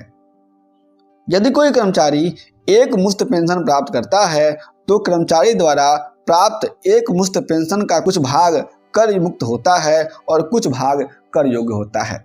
यहाँ पे आपको समझना है कि अगर कोई भी नियोक्ता अपने कर्मचारी को पेंशन एक मुश्त दे देता है यानी एक ही बार दे देता है, उसको कहा जाएगा सारांशीकृत पेंशन यानी कम्यूटेड पेंशन। और अगर कोई भी नियोक्ता के द्वारा कर्मचारी पेंशन प्राप्त करेगा एक मुश्त में, तो उसका कुछ पैसा हो जाएगा टैक्सेबल और कुछ पैसा हो जाएगा नॉन टैक्सेबल। इस प्रकार इस कर मुक्ति के बारे में निम्न नियम हैं। यानी अगर जो भी पेंशन मिल रहा है एक मुश्त, उस पर जितने पैसे कर मुक्त होंगे उसके बारे में कौन कौन से नियम हैं उसको आप लोग थोड़ा समझिएगा। पहला है सरकारी कर्मचारी की दशा में, अगर वह व्यक्ति सरकारी कर्मचारी है तो कर मुक्ति के क्या नियम हैं? सारांशीकृत पेंशन की दशा में, यानी कम्यूटेड पेंशन की दशा में। केंद्र सरकार, राज्य सरकार, स्थानीय सत्ता एवं केंद्र तथा राज्य अधिनियम के अंतर्गत स्थापित किसी निगम के कर्मचारी अथवा सार्वजनिक संस्थान में लगे कर्मचारी को पेंशन के बदले प्राप्त एक मुश्त राशि पूर्णतया कर मुक्त होती है। आपको यह समझना है कि अगर कोई भी इस तरह का संस्था है, उसमें उस व्यक्ति को अगर पेंशन मिल रहा है तो क्या होगा, उसमें जो भी पेंशन प्राप्त होगा वह कर मुक्त होता है पूरा का पूरा। दूसरा है अन्य कर्मचारियों की दशा में। यदि किसी अन्य कर्मचारी को अपने नियोक्ता से पेंशन के बदले एक मुश्त राशि प्राप्त होती है तो नियोक्ता से पेंशन के बदले प्राप्त एक मुश्त राशि निम्न सीमा तक कर मुक्त होती है। यानी अगर कोई भी गैर सरकारी संस्था है, यानी प्राइवेट संस्था है, उसमें कोई व्यक्ति एक मुश्त पेंशन प्राप्त करता है तो उसके लिए एग्जेम्पशन के यानी कर मुक्ति के कुछ नियम हैं, उसको आप लोग समझिए। पहला ए है, यदि कर्मचारी को पेंशन के साथ ग्रेच्युटी भी मिलती है तो कुल स्वीकृत पेंशन का 1/3 भाग कर मुक्त होगा। अब ग्रेच्युटी क्या होता है उसको हम लोग अगले वीडियो में समझ लेंगे कि ग्रेच्युटी क्या होता है। लेकिन आपको ये समझना है कि अगर किसी भी कर्मचारी को ग्रेच्युटी भी दी जाती है तो जो भी पेंशन उसको एक मुश्त मिलेगा, वह पेंशन उस व्यक्ति का 1/3 भाग क्या हो जाएगा, हिस्सा कर मुक्त होगा। और उसके बाद जो बच जाएगा उस पर कर लग जाता है, टैक्स लग जाता है, अगर वो प्राइवेट कर्मचारी है तो।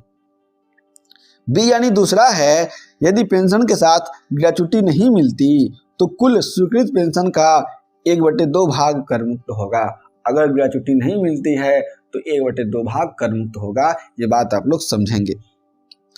इसमें हमने पढ़ा हुआ है कि अगर नियम की बात करें तो तीसरा नियम है कि भारतीय जीवन बीमा निगम द्वारा 1 अगस्त 1996 से बनाए गए पेंशन फंड में से या अन्य बीमाकर्ता द्वारा पेंशन का सारांशीकृत रूप में किया गया भुगतान कर योग्य नहीं होता है।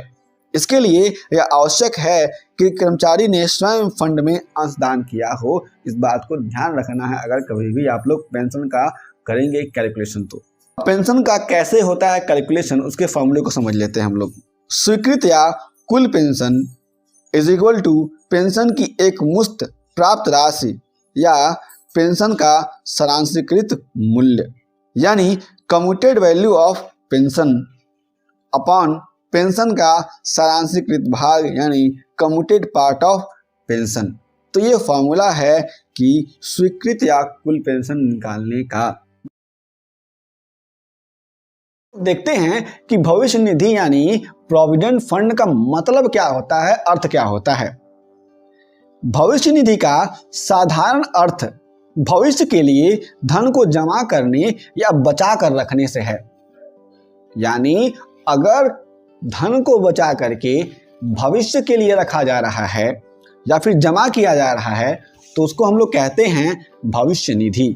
कर्मचारी के भविष्य के जीवनोपार्जन हेतु नियोक्ता के द्वारा विभिन्न भविष्य निधि अधिनियम के अंतर्गत खोला गया एक खाता या फंड, जिसके अंतर्गत नौकरी करने वाले कर्मचारियों के वेतन से एक निश्चित धनराशि काटकर इस फंड में जमा कर दी जाती है, उसी को हम लोग कहते हैं भविष्य निधि खाता या फिर भविष्य निधि कहते हैं।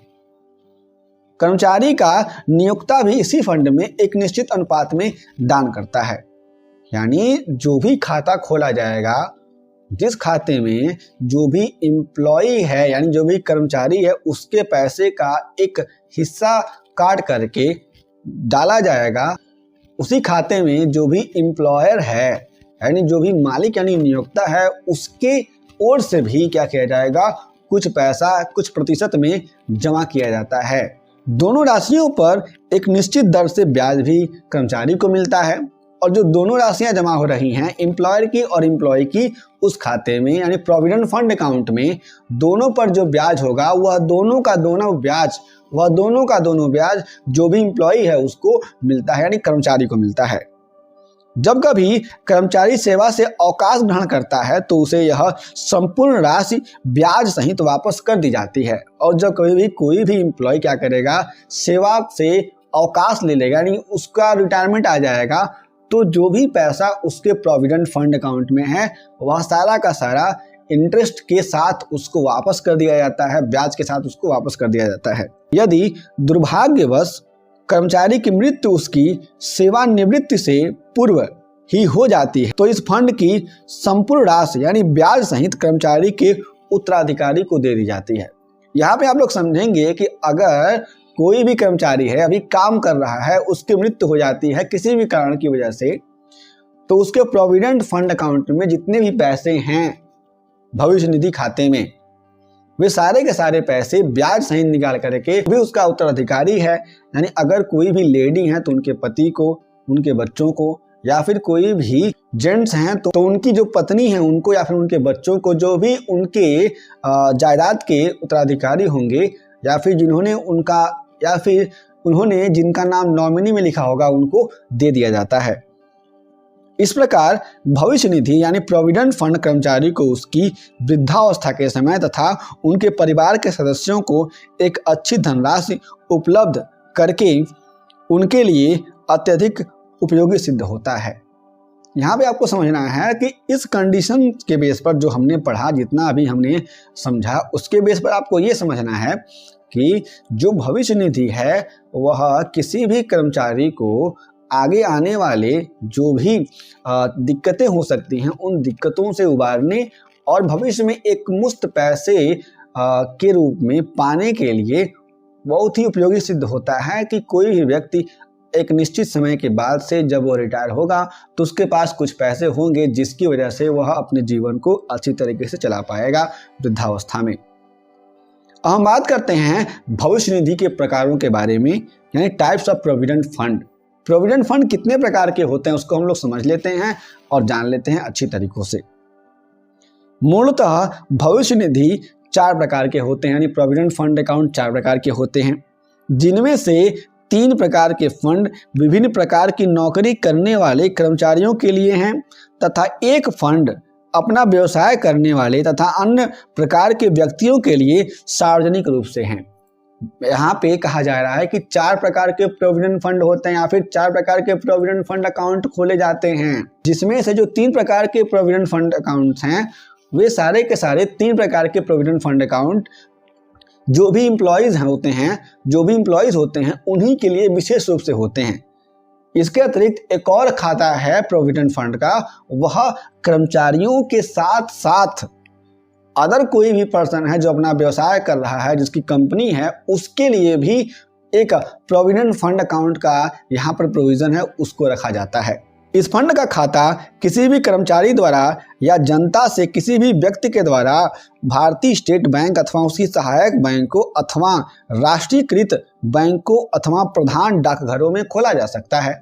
आपको यहाँ समझना है कि जो भी चौथी कैटेगरी का यहाँ पर प्रोविडेंट फंड अकाउंट है उसका नाम मैं बता देता हूँ। जो भी सार्वजनिक भविष्य निधि खाता है या फिर पब्लिक प्रोविडेंट फंड अकाउंट है, जिसको हम लोग PPF भी कहते हैं, उसका जो खाता है जो भी स्टेट बैंक ऑफ इंडिया है उसमें खोला जा सकता है।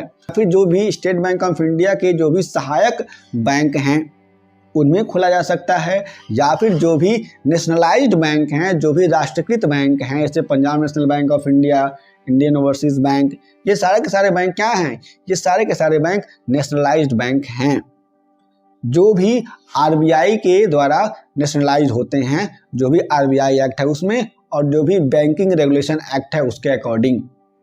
तो इन सारे के सारे बैंकों में और इसके साथ साथ जो भी डाकघर है उस एरिया के प्रधान डाकघर खाते में इसका खाता खोला जा सकता है, यानी प्रोविडेंट फंड अकाउंट खोला जा सकता है। अतः भविष्य निधि फंड निम्न प्रकार के होते हैं, जिसमें पहला है वैधानिक प्रोविडेंट फंड, यानी स्टैट्यूटरी प्रोविडेंट फंड क्या होता है इसको हम लोग समझेंगे। इस तरह के प्रोविडेंट फंड वे प्रोविडेंट फंड हैं जो प्रोविडेंट फंड अधिनियम 1925 के अंतर्गत आते हैं। यहाँ पे समझना है कि वैधानिक प्रोविडेंट फंड जो भी प्रोविडेंट फंड एक्ट 1925 है उसके अकॉर्डिंग क्या होते हैं, रन होते हैं। उसमें क्या होता है कि प्रोविडेंट फंड एक्ट 1925 के जो भी प्रोविजंस हैं वहां पे लगते हैं। साधारणतया ये सरकारी संस्थाओं और सरकारी संस्थाओं, स्थानीय सत्ता, विश्वविद्यालयों आदि के लिए होते हैं। तो आपको ये समझना है कि इन जो भी संस्थाएं हैं इस तरह की, उनके लिए जो ये वैधानिक प्रोविडेंट फंड हैं होते हैं। दूसरा है प्रमाणित प्रोविडेंट फंड यानी रिकॉग्नाइज्ड प्रोविडेंट फंड। आयकर अधिनियम में दी गई व्यवस्थाओं के अंतर्गत आयकर कमिश्नर द्वारा प्रमाणित प्रोविडेंट फंड इस श्रेणी में आते हैं। तीसरा है अप्रमाणित प्रोविडेंट फंड यानी अनरिकॉग्नाइज्ड प्रोविडेंट फंड। वे प्रोविडेंट फंड जो वैधानिक प्रोविडेंट फंड अथवा अप्रमाणित प्रोविडेंट फंड की श्रेणी में नहीं आते हैं उनको अप्रमाणित प्रोविडेंट फंड कहा जाता है, यानी अप्रमाणित भविष्य निधि खाता कहा जाता है।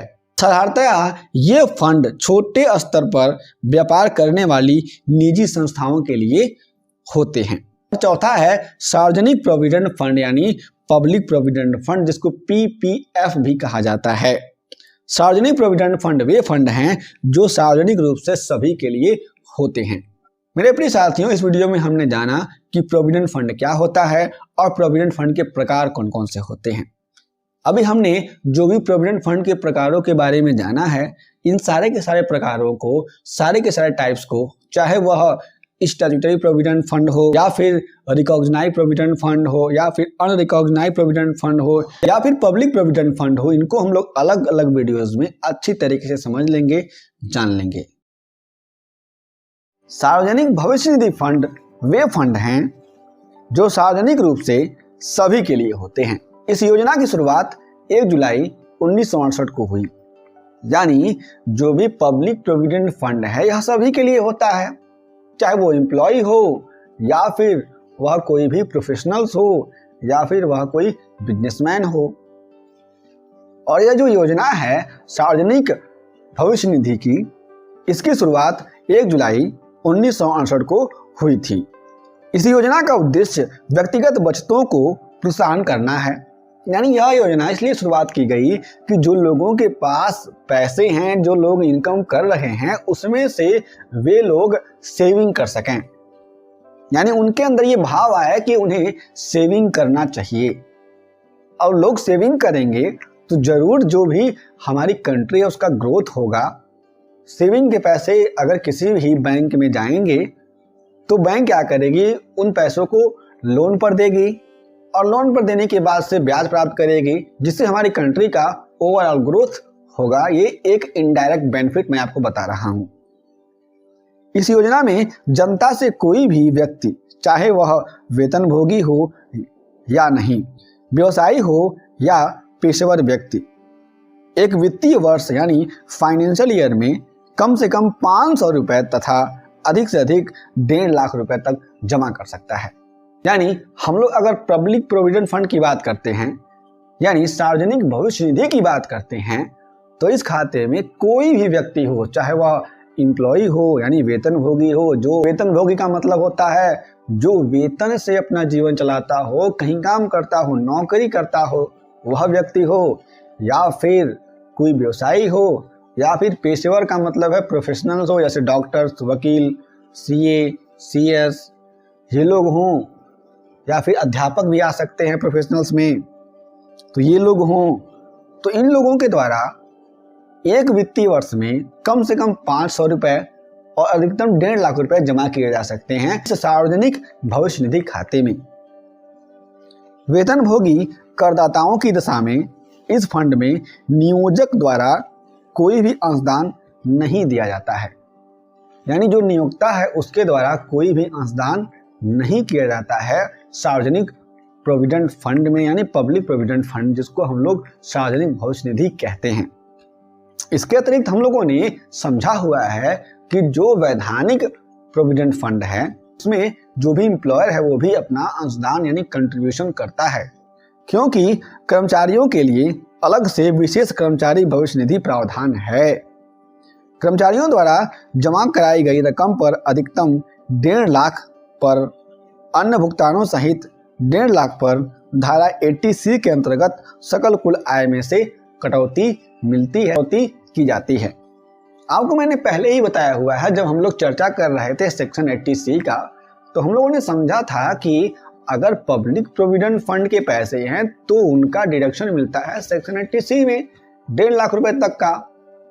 तो आपको ये ध्यान रख के चलना है, अगर किसी ने भी पब्लिक प्रोविडेंट फंड में पैसा जमा किया हुआ है तो उसको इनकम टैक्स के सेक्शन 80C के अकॉर्डिंग क्या मिलेगा, 1.5 लाख तक का बेनिफिट मिल सकता है, जो भी ग्रॉस सैलरी होगी उसमें से डिडक्शन के लिए। यदि करदाता सार्वजनिक भविष्य निधि खाते में 1.5 लाख से अधिक रकम जमा करता है तो उसे इस 1.5 लाख से अधिक रकम की कटौती आयकर अधिनियम के अंतर्गत 80C के अंतर्गत प्राप्त नहीं होगी। नॉर्मल सी बात है कि जो 80C सेक्शन है, जो चैप्टर 6A का पार्ट है इनकम टैक्स एक्ट 1961 का, उसमें केवल किसी भी व्यक्ति को 1.5 लाख तक का ही डिडक्शन मिल सकता है। तो इस कंडीशन में अगर किसी भी व्यक्ति ने 1.5 लाख से ज़्यादा जमा किया हुआ है सार्वजनिक भविष्य निधि खाते में, यानी पब्लिक प्रोविडेंट फंड जिसको PPF कहा जाता है, तो 1.5 लाख से ऊपर का जो पैसा होगा उसकी कटौती नहीं होगी। जो 1.5 लाख के ऊपर का पैसा है उसके ऊपर टैक्स पे करना पड़ेगा, जो भी करदाता है। इस फंड में जमा राशि पर एक निश्चित प्रतिशत से प्रतिवर्ष ब्याज भी प्राप्त होता है, जो पूर्णतया आयकर से मुक्त होता है। और यह जो फंड है यानी सार्वजनिक भविष्य निधि फंड है, इस पर जो भी इसमें जो पैसे जमा होते हैं उस पर ब्याज मिलता है, और वह जो ब्याज का पैसा मिलता है वह टैक्स फ्री होता है, टैक्स से एग्जेम्प्टेड होता है। यह ब्याज की राशि भी फंड में प्रतिवर्ष जमा कर दी जाती है। और यह जो ब्याज मिलता है किसी भी व्यक्ति को जिसने पब्लिक प्रोविडेंट फंड में पैसा जमा किया हुआ है, उस ब्याज को भी उसी खाते में जमा कर दिया जाता है हर साल। इस योजना के अंतर्गत इस फंड में एक माह में केवल एक बार ही राशि जमा की जा सकती है। ये बात आपको समझना है कि इनकम टैक्स का जो भी प्रोविजन है और जो भी पब्लिक प्रोविडेंट फंड का प्रोविजन है वह कहता है कि अगर कोई भी व्यक्ति है जिसने पब्लिक प्रोविडेंट फंड में पैसा जमा किया है, जमा करता है, तो उसको एक महीने में एक बार ही पैसे जमा करने की अनुमति है। 2, 3, 4, 5 बार वह नहीं जमा कर सकता। जैसे अगर आपने म्यूचुअल फंड में इन्वेस्टमेंट किया हुआ है तो आपके ऊपर है कि महीने में आप 1, 2 बार भी, 3 बार भी, 4 बार भी जमा कर सकते हैं अलग से, लेकिन इस कंडीशन में ऐसी कोई शर्त नहीं है। आगे देखते हैं, सार्वजनिक प्रोविडेंट फंड खाता 15 वर्ष के लिए खोला जाता है और जो पब्लिक प्रोविडेंट फंड है यानी PPF है वह केवल 15 वर्ष के लिए खोला जाता है। खाते की अवधि पूर्ण होने पर करदाता को इस खाते से जो ब्याज सहित राशि प्राप्त होती है वह राशि आयकर से मुक्त होती है। और सबसे बड़ी बेनिफिट ये है कि जो भी पैसा प्राप्त होगा पब्लिक प्रोविडेंट फंड में 15 साल के बाद से, वह सारा का सारा पैसा क्या हो जाएगा, किसी भी व्यक्ति का फ्री हो जाएगा टैक्स से। तो आप लोग आराम से कैलकुलेशन कर सकते हैं कि कोई भी व्यक्ति अपने पैसे को इसमें जमा करता है तो उसको कोई भी टैक्स नहीं लगता है। और इस बात को भी ध्यान रखना है कि कोई भी व्यक्ति अपने जो भी पैसे जमा कर रहा है उस पैसे में से वह केवल पब्लिक प्रोविडेंट फंड में 1.5 लाख रुपए ही जमा कर सकता है एक साल में।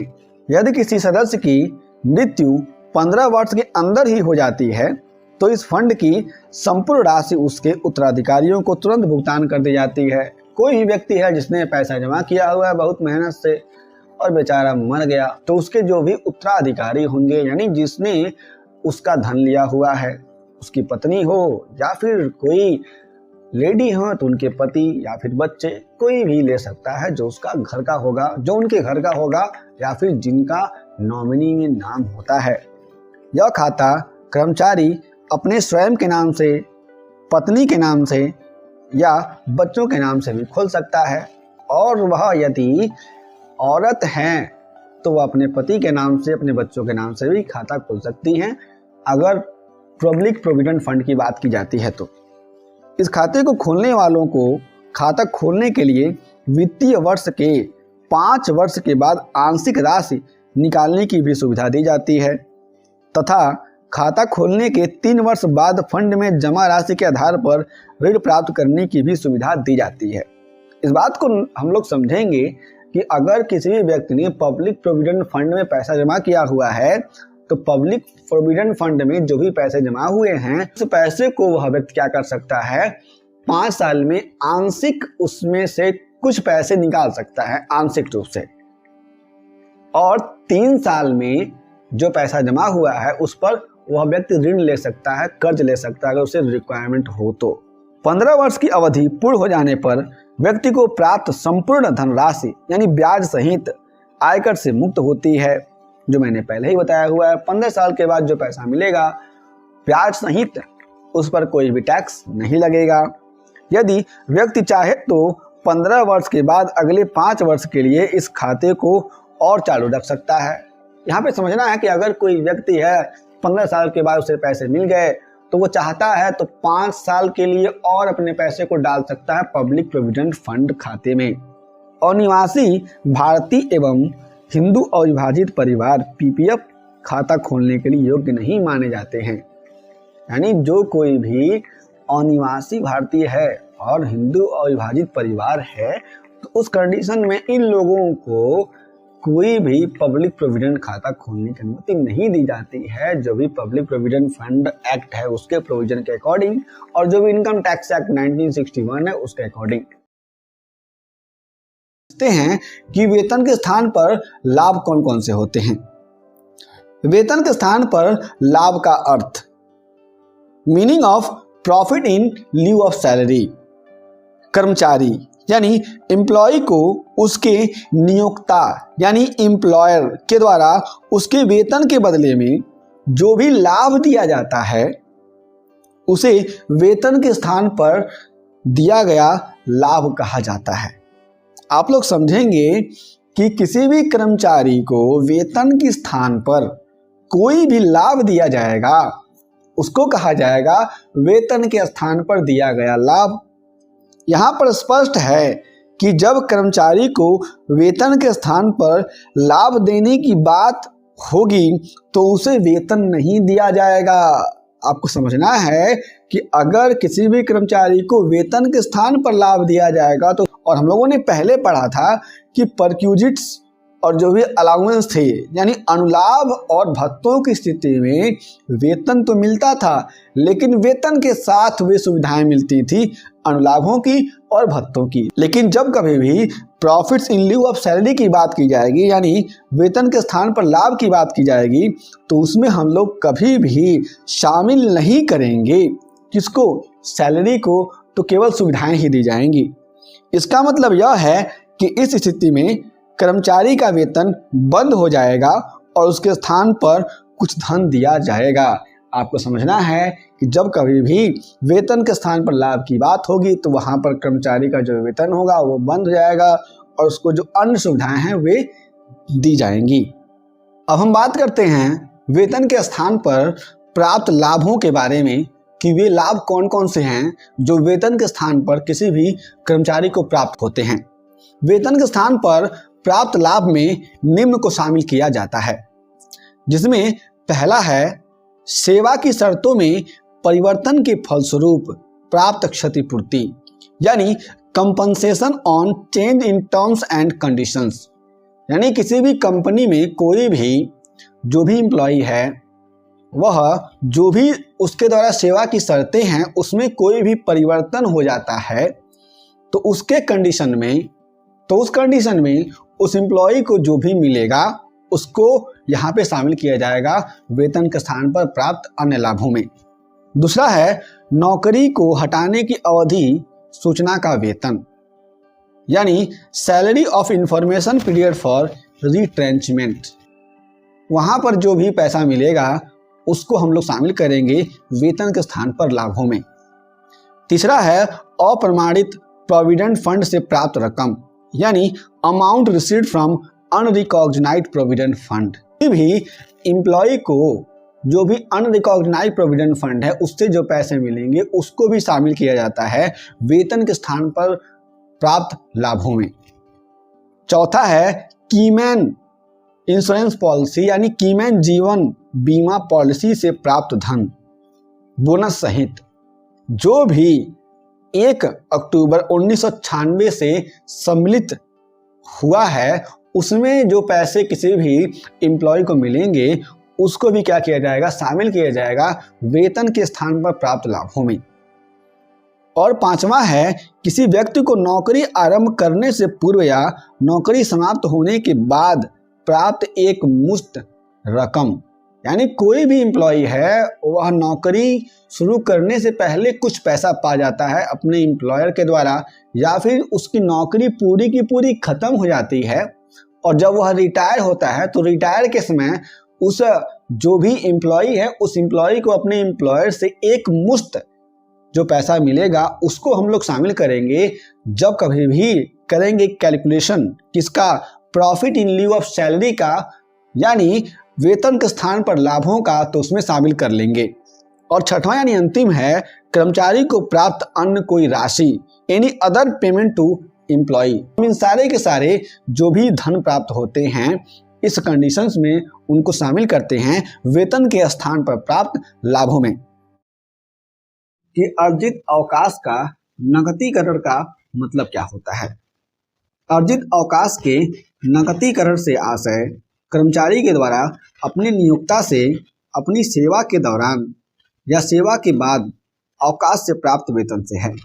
यहाँ पे आपको समझना है कि अगर कभी भी अर्जित अवकाश के नकदीकरण की बात की जाएगी तो आपको ये समझना है कि अगर कोई भी कर्मचारी है उस कर्मचारी को अपने नियोक्ता यानी मालिक से उसकी छुट्टियों के बदले में जो पैसा प्राप्त हो रहा है या तो उसके सेवा के दौरान या फिर सेवा के बाद यानी रिटायरमेंट के बाद, तो उसी को कहा जाता है अर्जित अवकाश का नकदीकरण। यहाँ पे आपको ऐसे समझना है कि अगर कोई भी कर्मचारी है उसको अलॉट है कि उसको इतनी छुट्टियां मिलेंगी, लेकिन उसने क्या किया हुआ है, छुट्टियां छोड़ दी हुई हैं, तो उन अवकाश के बदले में, छुट्टियों के बदले में जो उसे पैसा मिलेगा उसी को कहा जाएगा अर्जित अवकाश का नकदीकरण। इसे अर्जित अवकाश यानी ऑन लीव्ड का नकदीकरण या अर्जित अवकाश वेतन ऑन लीव्ड सैलरी भी कहते हैं।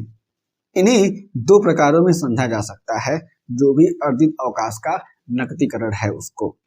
पहला है सेवा काल में लिया गया अवकाश का वेतन यानी on levied salary during the service. यदि किसी सरकारी या गैर सरकारी कर्मचारी को अपने नियोक्ता से अपनी सेवा के दौरान अवकाश का वेतन प्राप्त होता है तो सेवा काल में प्राप्त यह अवकाश का वेतन उस कर्मचारी के वेतन में सम्मिलित किया जाता है, अर्थात इसकी संपूर्ण राशि कर योग्य होती है। यानी आपको समझना यहाँ पे ये है कि अगर कोई भी कर्मचारी है, चाहे वो सरकारी कर्मचारी हो या फिर गैर सरकारी कर्मचारी हो, उसे अपने नियोक्ता यानी मालिक जो एम्प्लॉयर कहा जाता है उसके द्वारा अपनी सेवा के दौरान जब वो काम कर रहा है उसी के दौरान जो अवकाश मिलना है उस अवकाश के बदले में उसे वेतन प्राप्त हो जाता है। यानी उसके सर्विस में क्या होता है कि उसको जो छुट्टियां मिलने वाली हैं उसी पर उसको पैसा प्राप्त होता है, वेतन मिलता है। तो जो भी पैसा प्राप्त होगा अवकाश के बदले में उस पैसे को, उस वेतन को सम्मिलित किया जाता है वेतन में, और जब वेतन में सम्मिलित हो जाएगा तो उस पर टैक्स लग जाता है, इनकम फ्रॉम सैलरी हेड में वो आ जाता है। दूसरा है अवकाश ग्रहण या मृत्यु पर अर्जित अवकाश वेतन यानी on leave salary at the time of retirement or death. एक कर्मचारी जब सेवा से पहले अवकाश ग्रहण करता है या त्यागपत्र देता है तो उस समय उसे उसकी अर्जित छुट्टियों के बदले नकद राशि प्रदान की जाती है। तो इस प्राप्त संपूर्ण राशि का आंशिक भाग कर मुक्त और आंशिक भाग कर योग्य होता है। यहाँ पे आपको समझना है कि अगर क्या करेगा कर्मचारी सर्विस से पहले ही अवकाश ग्रहण कर लेगा या फिर उसका रिटायरमेंट हो जाएगा किसी भी कारण की वजह से, तो यहाँ पर जो उसको प्राप्त होगा पैसा अवकाश के बदले में कुछ भाग टैक्सेबल होगा और कुछ भाग नॉन टैक्सेबल यानी कर मुक्त हो जाएगा। इसके बदले में, इसके संबंध में कर मुक्ति के निम्न नियम निम्नलिखित हैं। जो नियम है उसको हम लोग जान लेते हैं और समझ लेते हैं। अगर कोई भी सरकारी कर्मचारी है, यदि किसी केंद्रीय या राज्य सरकार के कर्मचारी को उसके अवकाश ग्रहण या मृत्यु के बाद अवकाश वेतन की राशि प्राप्त होती है तो वह राशि कर मुक्त होती है। यहाँ पे समझना है कि अगर कोई भी सरकारी कर्मचारी है, वह कर्मचारी केंद्र सरकार का हो या फिर राज्य सरकार का हो, तो उसके अवकाश ग्रहण करने के बाद यानी रिटायरमेंट के बाद और या तो उसके मरने के बाद से उसके जो भी अवकाश बाकी हैं उसके जो पैसे मिलते हैं उसे, वे पैसे अगर प्राप्त होते हैं तो ये सारे के सारे पैसे क्या होते हैं, नॉन टैक्सेबल होते हैं। इनकम टैक्स का प्रोविजन ये कहता नहीं है कि उस पर टैक्स लगाए जाएं, जो भी इनकम टैक्स एक्ट 1961 है। आगे है गैर सरकारी कर्मचारी यानी स्थानीय सत्ता, वैधानिक निगम तथा सार्वजनिक क्षेत्र के उपक्रमों के कर्मचारी सहित। इसके लिए निम्न 4 में से सबसे कम राशि कर मुक्त होगी। यहाँ पे आप लोग समझेंगे कि अब मैं 4 बातें करूंगा, उनमें से जो राशि सबसे कम होगी वही कर मुक्त मानी जाएगी।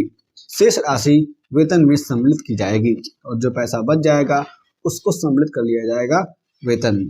पहला है अर्जित अवकाश की वास्तविक प्राप्त राशि, यानी जो भी अवकाश अर्जित हुआ है उस व्यक्ति को, उसके बदले में जो पैसा प्राप्त हुआ है उसकी वास्तविक राशि, यानी जो भी पैसा उसे वास्तव में प्राप्त हुआ है।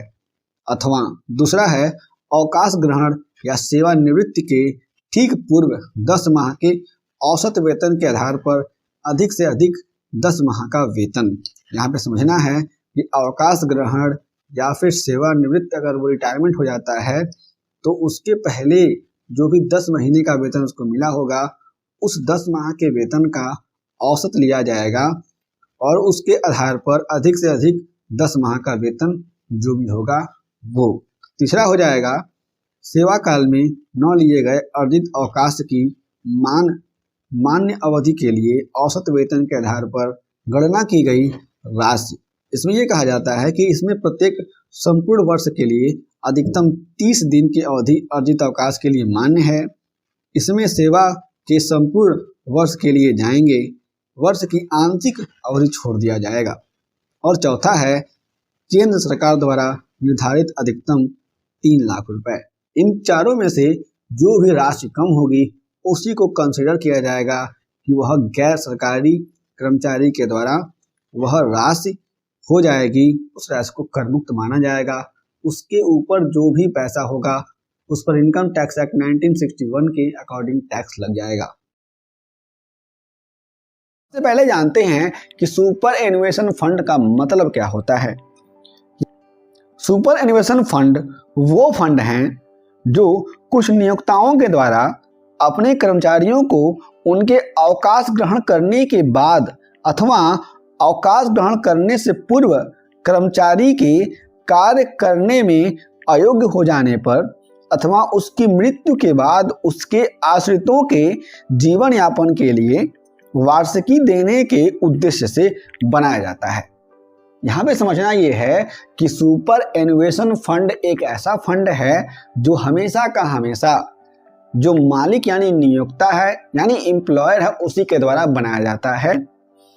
और इसमें यह शर्त रखी जाती है कि जो भी कर्मचारी है या तो उसके अवकाश ग्रहण करने के बाद या फिर अवकाश ग्रहण करने से पूर्व अगर वह व्यक्ति किसी भी तरीके से अयोग्य हो जाता है, आप लोग समझेंगे कि विकलांग हो जाता है या फिर उसकी मृत्यु हो जाती है, तो मृत्यु होने पर जो लोग उसके आश्रित में हैं यानी जिन लोगों को वह व्यक्ति अपने आश्रय में लिया हुआ है, हो सकता है उसकी पत्नी हो सकती है, उसके बच्चे भी हो सकते हैं, तो उस स्थिति में जो भी लोग आश्रित हैं या वह व्यक्ति है उन सभी के जीवन यापन के लिए कंपनी के द्वारा या फिर बिजनेस के द्वारा या फिर एम्प्लॉयर के द्वारा वार्षिकी के रूप में, वार्षिकी का मतलब होता है सालीना के रूप में, इस उद्देश्य को लेकर के जो पैसे देने के लिए जो फंड बनाया जाता है उसी को कहा जाता है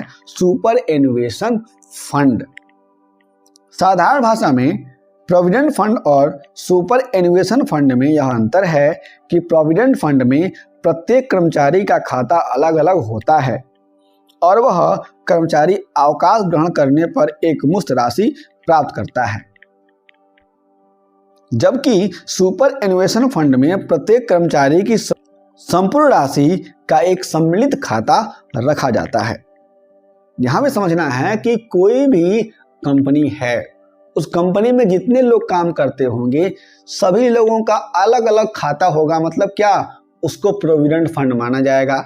लेकिन जब सुपर एन्युएशन फंड की बात की जाएगी तो एक ही खाता होगा सारे के सारे एम्प्लॉयज का, और उसी में पैसे जमा होंगे, जिसमें कर्मचारी अवकाश ग्रहण करने के बाद एक निश्चित राशि जो पेंशन के रूप में वार्षिकी कहलाती है प्राप्त करता रहता है। इस योजना के अंतर्गत भी प्रत्येक कर्मचारी के वेतन में से एक निश्चित राशि प्रति माह काटी जाती है और नियोक्ता द्वारा भी इसमें अंशदान जमा कराया जाता है। यहाँ पे आपको समझना है कि एम्प्लॉय भी जमा करेगा और एम्प्लॉयर भी जमा करेगा इस खाते में। दोनों राशियों को फंड के नियमों के अनुसार विनियोजित किया जाता है तथा इस पर प्राप्त ब्याज को भी विनियोजित कर दिया जाता है। मतलब क्या है कि जो दोनों लोगों के द्वारा, एम्प्लॉयर और एम्प्लॉय के द्वारा जो पैसे जमा किए जाएंगे उन पैसों को इन्वेस्ट कर दिया जाएगा कहीं पर, और उस इन्वेस्टमेंट से जो भी इंटरेस्ट मिलेगा उस इंटरेस्ट के पैसे को भी पुनः इन्वेस्ट कर दिया जाएगा, री इन्वेस्ट कर दिया जाता है। तो ये था एक शॉर्ट डिस्क्रिप्शन किसका, सुपर एन्युएशन फंड यानी अधिवार्षिकी का। सुपर एन्युएशन फंड के प्रकार यानी टाइप्स ऑफ सुपर एन्युएशन फंड यानी अधिवार्षिकी के प्रकार, जिसमें कुल 2 प्रकार होते हैं। पहला है अनुमोदित सुपर एन्युएशन फंड और दूसरा है गैर अनुमोदित सुपर एन्युएशन फंड। पहला हम समझते हैं अनुमोदित सुपर एन्युएशन फंड। जब इस फंड को आयकर कमिश्नर के द्वारा अनुमोदित करवा लिया जाता है तो उसे अनुमोदित सुपर एन्युएशन फंड कहा जाता है। यानी अगर कोई भी सुपर एन्युएशन फंड है उसको आयकर कमिश्नर के द्वारा अनुमोदित करवा लिया जाता है तो उसको हम लोग कहेंगे, यानी अप्रूव करवा लिया जाता है तो हम उसको कहेंगे कि वह क्या है, सुपर एन्युएशन फंड हमारे लिए अनुमोदित सुपर एन्युएशन फंड है। कमिश्नर के द्वारा फंड का अनुमोदन आयकर अधिनियम की 4थी अनुसूची के भाग बी में दिए गए नियमों के अंतर्गत किया जाता है। इस बात को भी आप लोग समझेंगे। हम बात करते हैं दूसरे सुपर एन्युएशन फंड की, जिसका नाम है गैर अनुमोदित सुपर एन्युएशन फंड। इसमें यह है कि जब किसी सुपर एन्युएशन फंड को आयकर कमिश्नर द्वारा मान्यता प्रदान नहीं की जाती है तो वह गैर अनुमोदित सुपर एन्युएशन फंड कहा जाता है। मेरे प्रिय साथियों, हम लोगों ने समझा कि सुपर एन्युएशन फंड क्या होता है और उसके प्रकार कौन कौन से होते हैं। यह प्रश्न एग्जाम की दृष्टि से इंपॉर्टेंट है और यह छोटे प्रश्नों में हमेशा पूछा जाता है।